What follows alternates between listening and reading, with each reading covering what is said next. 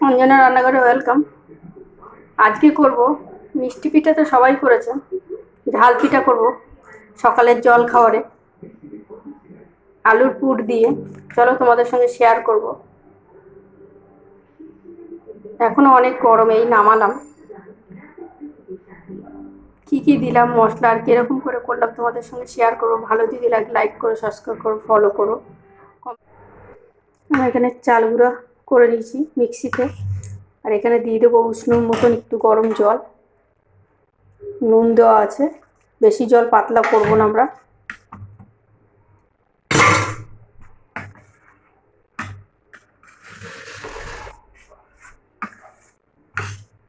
এরকম করে পাতলা করব আর হালকা দানা দানা রাখবো। এবার আমরা পুরটাকে তৈরি করে নিয়ে আসি। দিয়ে দিয়েছি, কড়াইটা বসিয়ে দিয়েছি। দিয়ে দেবো তেল। তেলটা একটু বুঝিয়ে দেবো যে যেরকম। আমি তেলটা খুব বেশি পরিমাণ দিলাম না। এই মিক্সার জারে করে রেখেছি আদা, টমেটো আর কাঁচা লঙ্কা, এটা আমরা দিয়ে দেবো তেলের উপরে।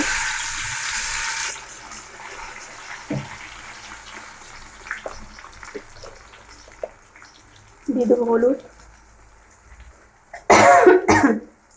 জিরের গুঁড়ো, ধনের গুঁড়ো। আলুটাকে আমরা সিদ্ধ করার সময় নুন দিয়েছিলাম, এবং চালের ওই গুঁড়োটাতেও আমি নুন দিয়েছি, সেই অনুসারে অল্প করে নুন দেবো।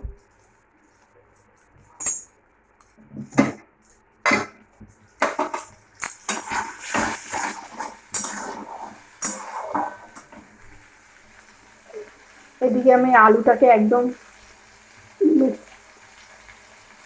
গ্রেভি করে নিয়েছি, পুরো একদম ঘষে নিয়েছি সিদ্ধ করার পরে, যাতে দানা দানা কোনো রকম না থাকে, যার জন্য আলুটা নিয়েছি। আর এদিকে নিয়েছি ধনে পাতা কুচি। মশলাটার মধ্যে তেল ছেড়ে গেছে, হয়ে গেছে।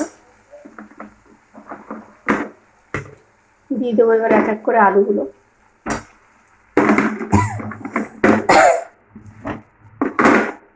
আলু, ধনে পাতা, এটা ভালো করে আমরা মিশিয়ে নিতে হবে।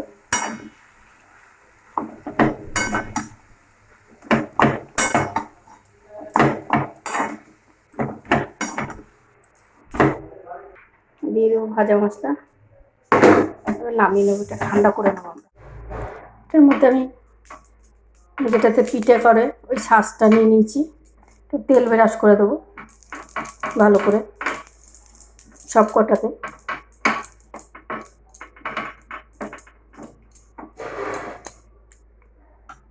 চালের গুঁড়োটা আমি রেখেছিলাম, সেটাকে অল্প অল্প করে দেব, একদম অল্প অল্প করে দেবো।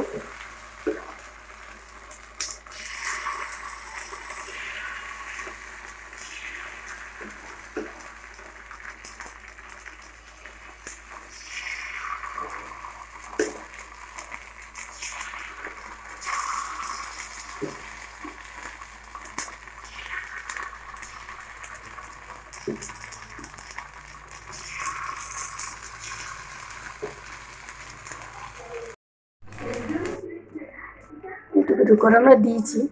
এবার দিয়ে দেবো আলু, যে পুরটা আমরা তৈরি করেছিলাম সেই পুরটা দেবো সব কটাতে।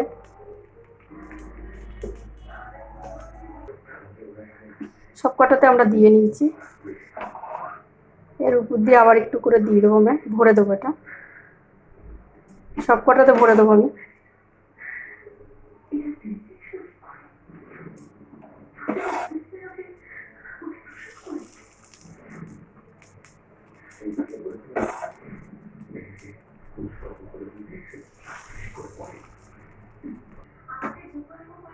এটাতে সব কটাতে আমরা ভরে দিয়েছি।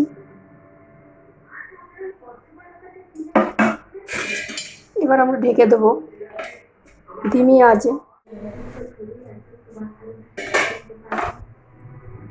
ঢাকনাগুলো আমরা খুলে নিয়েছি, উল্টে দেবো প্রত্যেকটাকে।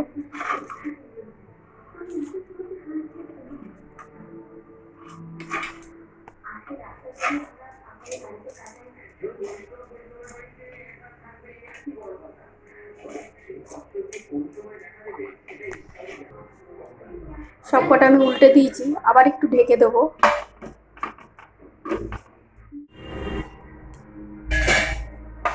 ঢাকাটা খুলে নেবো।